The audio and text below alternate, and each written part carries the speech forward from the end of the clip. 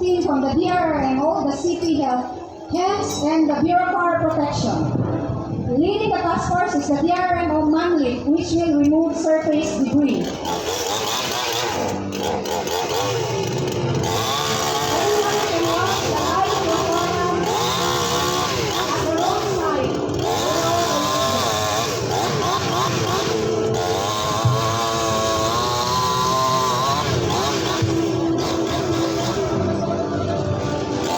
On board the SAR pickup is the DRMO SAR team tasked with the team survivors. The DRMO SAR pickup is a top-of-the-line SAR vehicle with easy maneuvering capabilities and equipment skills, hydraulic equipment, and searchlight capable of night operations.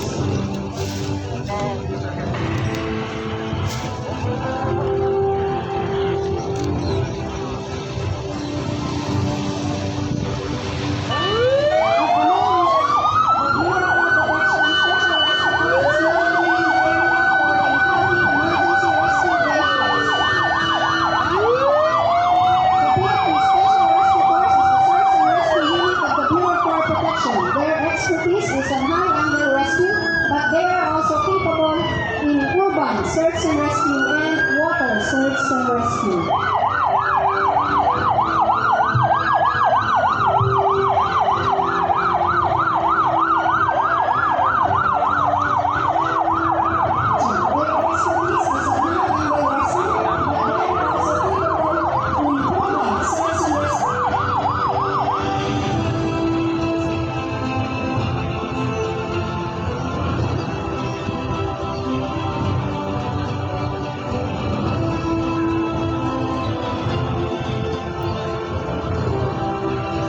We are now witnessing the arrival of the Paranaque City Rescue Task Force.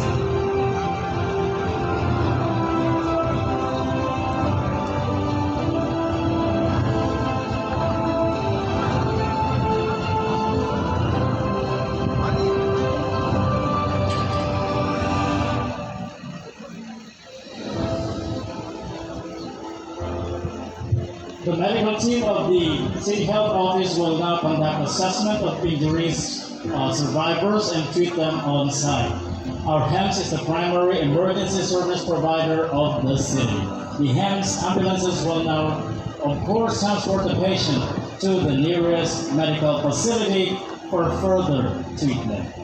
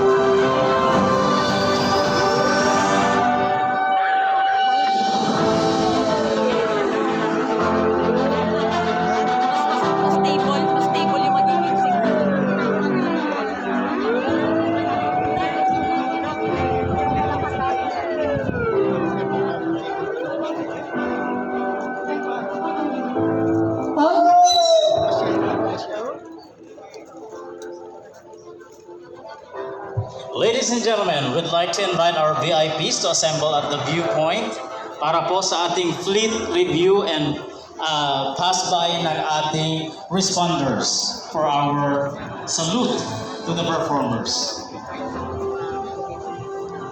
All survivors are now being transported to the hospitals and medical facilities.